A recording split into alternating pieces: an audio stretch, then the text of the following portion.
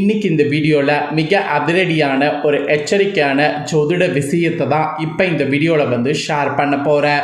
So share பண்ணுறதை தெளிவாக இந்த வீடியோவை பார்த்து அனைவருமே தெரிஞ்சுக்குங்க. குறிப்பாக கடக ராசிக்காரங்க இந்த வீடியோவை ஃபுல்லாக பாருங்கள். ஏன்னா இது உங்களுக்கான தாள்கள் தான் நாம் இந்த வீடியோவில் பார்க்க போகிறோம். ஃபர்ஸ்ட் ஆஃப் ஆல் என்ன பார்க்க போகிறோங்கிறத இன்ட்ரோவில் ஷேர் பண்ணுறேன். என்ன பார்க்க போகிறோங்கிறத இன்ட்ரோவில் தெரிஞ்சுக்குங்க. தற்போது 2025 ஆண்டில் ஆங்கில மாதத்தில் 9வது மாதமான செப்டம்பர் மாதமானது நடந்துட்டுருக்கு. இந்த செப்டம்பர் மாதம் சாதாரண மாதம் கிடையாது, முற்றிலும் ஒரு எச்சரிக்கையான மாதம் என்று சொல்லலாம். ஏன்னா இந்த மாதத்தில் 2 கிரகணங்கள் நடக்குது. அதனால் இந்த மாதம் எச்சரிக்கை மாதம் என்று அழைக்கப்படுது. சமீபத்தில் தான் இந்த ஆண்டுடைய இறுதி சந்திர கிரகணமானது நடைபெற்றது. இதனை தொடர்ந்து இந்த ஆண்டுடைய இறுதி சூரிய கிரகணம் அடுத்து நடக்க இருக்கு. அது என்னைக்கு நடக்க இருக்குன்னா செப்டம்பர் 21ஆம் தேதி அன்னைக்கு தமிழ் மாதம் 6வது மாதமான புரட்டாசியுடைய 5ஆம் நாள் கிழமை அன்னைக்கு ஞாயிற்றுக்கிழமை அன்னைக்கு மகாலயபட்ச அமாவாசை. கரெக்டாக அன்னைக்கு இந்திய நேரப்படி இரவு நேரத்தில் சூரிய கிரகணமானது நடைபெற போகுது. இந்த சூரிய கிரகணம் நடைபெறதனுடைய சூத காலம் எந்த அளவுக்கு இருக்குது, அது மட்டும் இல்லாமல் இந்த சூரிய கிரகணம் நடைபெறதை தொடர்ந்து ஒவ்வொரு ராசிக்காரங்களுக்கும் தலையெழுத்து மாறும். அதில் கடக ராசிக்காரங்களுக்கு நட்சத்திரத்துக்கு ஏற்ப என்ன தலையெழுத்து மாறுங்கிறத இந்த வீடியோவில் சொல்ல போகிறேன். அதே போல் கடக ராசிக்காரங்க இந்த சூரிய கிரகணத்தில் செய்ய வேண்டிய விஷயங்களும் செய்யக்கூடாத விஷயங்களும் சொல்ல போகிறேன். ஸோ எல்லாத்தையுமே தெளிவாக இந்த வீடியோவில் கடக ராசிக்காரங்க தெரிஞ்சுக்குங்க. ஸோ தெரிஞ்சு அதற்கேற்ப நடந்து பயன்பெறுங்க. ஃபஸ்ட்டு உங்கள் ராசிக்கு சூரிய கிரகணம் நடைபெறுவதுடைய விவரங்களை ஷேர் பண்ணுறேன். ஏன்னா முதல்ல சூரிய கிரகணம் நடைபெறுவதை தெரிஞ்சுக்கிட்டு அன்று என்ன செய்யணும் என்ன செய்யக்கூடாதுங்கிறத தெரிஞ்சு அதற்கேற்ப நடந்துக்கணும். அதனால் ஃபஸ்ட்டு கிரகணத்தின் போது என்ன விஷயம் செய்யணும் செய்யக்கூடாதுங்கிற விஷயங்களை டீட்டெயிலாக ஷேர் பண்ணுறேன். அதுக்கப்புறம் உங்கள் ராசி நட்சத்திரத்துக்கு சூரிய கிரகணத்தினால என்ன பலன் கிடைக்குங்கிறத வாங்க பார்க்கலாம். ஆக்சுவலி இந்த சூரிய கிரகணம் 2025 வலுவாக நடக்கிறதுனால என்ன செய்யணும் செய்யக்கூடாதுங்கிறத தெரிஞ்சுக்குங்க. கரெக்டாக இந்த சூரிய கிரகணம் செப்டம்பர் 21ஆம் தேதி நிகழ்கிறது. இந்த சூரிய கிரகணம் இந்தியாவில் தெரியுமான்னு கேட்டிங்கன்னா தெரியாது. ஏன்னா இந்திய நேரப்படி இரவு நேரத்தில் கிரகணம் பதிவாகிறதுனால இந்தியாவில் இந்த கிரகணம் தெரியாது. இந்த ஆண்டுடைய கடைசி சூரிய கிரகணம் வலுவாக மகாலயபட்ச அமாவாசை அன்னைக்கு நிகழக்கூடிய இந்த சூரிய கிரகணம் அதனால் ரொம்ப முக்கியமான சூரிய கிரகணமாக பார்க்கப்படுது. இந்த ஆண்டுடைய முதல் சூரிய கிரகணம் கடந்த மார்ச் 29ஆம் தேதி 2025 அன்னைக்கு நிகழ்ந்தது. அந்த நாள்லையும் மார்ச் 29ஆம் தேதி அன்னைக்கு சனி பகவான் மீன ராசிக்கு பயிற்சி அடைந்தார். அன்னைக்கு சனி பயிற்சி. இதன் காரணமாக இந்த ஆண்டின் முதல் சூரிய கிரகணம் மிகவும் சக்தி வாய்ந்ததாக அமைந்தது. இருப்பினும் இப்போ அடுத்த சூரிய கிரகணமும் இந்தியாவில் தெரியாது. இந்த ஆண்டின் 2வது சூரிய கிரகணமும் அமாவாசை அன்னைக்கு நிகழ்கிறதுனால இதுவும் ஒரு எச்சரிக்கையான சூரிய கிரகணம் என்று சொல்லப்படுது. இந்த 2வது சூரிய கிரகணம் பதிவாகக்கூடிய நேரம் எப்பன்னு பார்த்தீங்கன்னா இந்திய நேரப்படி செப்டம்பர் 21ஆம் தேதி இரவு 11 மணிக்கு தொடங்கி செப்டம்பர் 22ஆம் தேதி அதிகாலை 3:24 மணி வரை நீடிக்குது. இரவு நேரத்தில் சூரிய கிரகணம் ஏற்படுறதுனால இந்தியாவில் இந்த கிரகணம் பார்க்க முடியாது. ஆனால் 2வது சூரிய கிரகணம் அமெரிக்கா, அப்புறம் ஆஸ்திரேலியா, நியூசிலாந்து, பிஜி மற்றும் அட்லாண்டிக் பெருங்கடல் போன்ற பகுதிகளில் மட்டும் தென்படும். ஆக்சுவலி இந்த சூரிய கிரகணத்தன்னைக்கு வானத்தில் என்ன ஏற்படுங்கிறத உங்களுக்கு சொல்கிறேன். கிரகணத்தை பொறுத்த வரைக்கும் சூரியன் பார்த்திங்கன்னு வச்சுக்கோங்களேன் மறைக்கும் இருள் தெரியும். அதாவது கிரகண நேரத்தில் இருள் சூழ்ந்து வானம் காணப்படும். ஸோ சூரிய கிரகணத்தை பொறுத்த வரைக்கும் சூரியன் மறைந்து வானத்தில் காணப்படும். இதுதான் கிரகணமாக அழைக்கப்படுது. கோள்கள் சுற்றி வரும்போது சூரியன் ஒளி பூமி மீது படாதவாறு நடுவில் நிலவு மறைத்து கொள்ளும். இதனால் சூரிய கதிர்கள் பூமியின் மீது சில மணி நேரங்கள் படாமல் இருக்கும். இந்த ஒரு நிகழ்வு தான் ஆபத்தான கிரகணமாக பார்க்கப்படுது. இது இந்திய நேரப்படி நான் சொன்ன டைமில் நடக்க இருக்கு. இந்த கிரகணத்தின் போது உங்கள் ராசிக்காரங்க செய்ய வேண்டியதோ செய்யக்கூடாததோ என்னங்கிறத சொல்கிறேன், அதை தெரிஞ்சுக்குங்க. ஃபஸ்ட்டு செய்ய வேண்டியதை சொல்கிறேன், அதை தெரிஞ்சுக்குங்க. தர்பை அல்லது துளசி இலைகளை வந்து உணவு மற்றும் தண்ணீரில் வந்து போடணும். இதனால் கிரகணத்தின் எதிர்மறை தாக்கம் அதில் ஏற்படாமல் இருக்கும். கிரகணத்திற்கு பிறகு அவற்றை உட்கொள்ளலாம். அதனால் செய்ய வேண்டிய விஷயங்களில் ஃபஸ்ட்டு உங்களுக்கு இது சொல்லப்பட்டிருக்கு. ரெண்டாவது செய்ய வேண்டியது கிரகணத்தின் போது கடவுள் வழிபாட்டில் அதிகபட்ச நேரத்தை செலவிடணும். அப்புறம் மூணாவது, நீங்கள் கிரகணம் நடக்கும்போது வீட்டினுடைய பூஜை அறையை கதவை மூடி வைக்கணும்.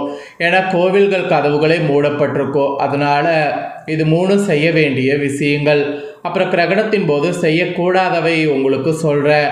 கிரகணத்தின் போது ஃபஸ்ட்டு எதிர்மறை ஆற்றல் அதிகரிக்கும். எனவே இந்த நேரத்தில் எந்த சுபகாரியமும் செய்யக்கூடாது.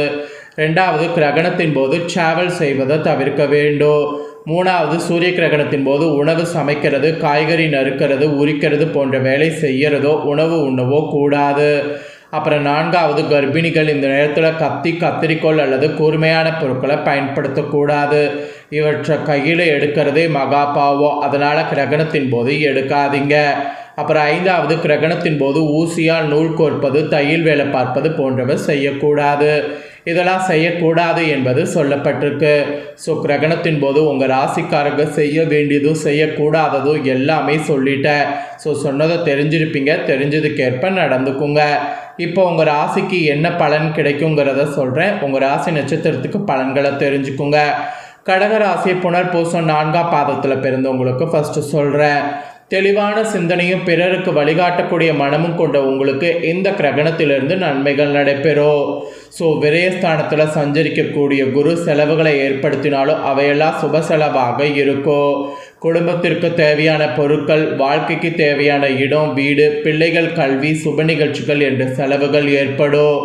அதே நேரத்தில் 4, 6, 8 இடங்களில் விரய குரு பார்ப்பதால் மனதில் நிம்மதி, சந்தோஷம், தெளிவு இருக்கும்.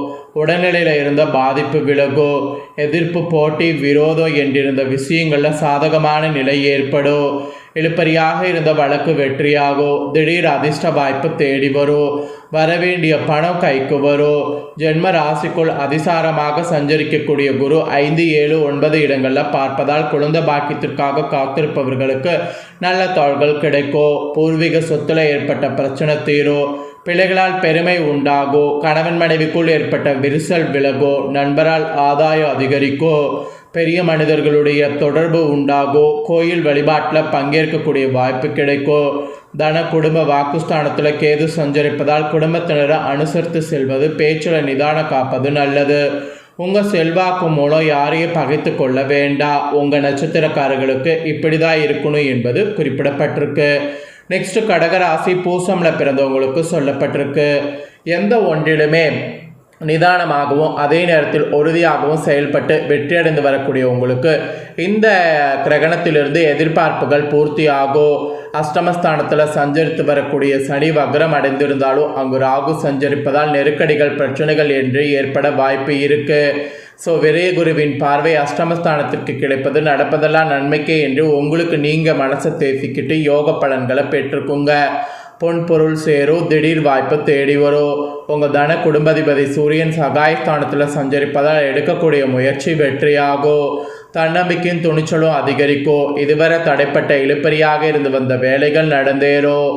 உங்கள் வேலைகளுக்கு சகோதரர்கள் உதவியாக இருப்பாங்க. வியாபாரிகளுக்கு பணியாளர்கள் ஒத்துழைப்பாக இருப்பாங்க. அதனால் லாபம் அதிகரிக்கும். புத்திசாத புதன் 4ஆவது இடத்துல சஞ்சரிப்பதால் உங்கள் புத்திசாலித்தனம் ஒவ்வொன்றுமே வெளிப்படும். எந்த ஒன்றிலும் பின்விளைவுகள் பற்றி யோசித்து செயல்படணும். எடுக்கக்கூடிய முயற்சிகளை ஆதாயம் காண்பது எப்படி என்பத வழிமுறைகள் உங்களுக்கு தெரிவதற்கு இந்த டைம் ஆரம்பிக்கும். நீண்ட நாள் முயற்சிகள் இப்போது நிறைவேறும். அதிர்ஷ்டக்காரகன் சுக்கிரன் சஞ்சாரம் சாதகமாக இருப்பதால் பொன்பொருள் சேர்க்கை உண்டாகும்.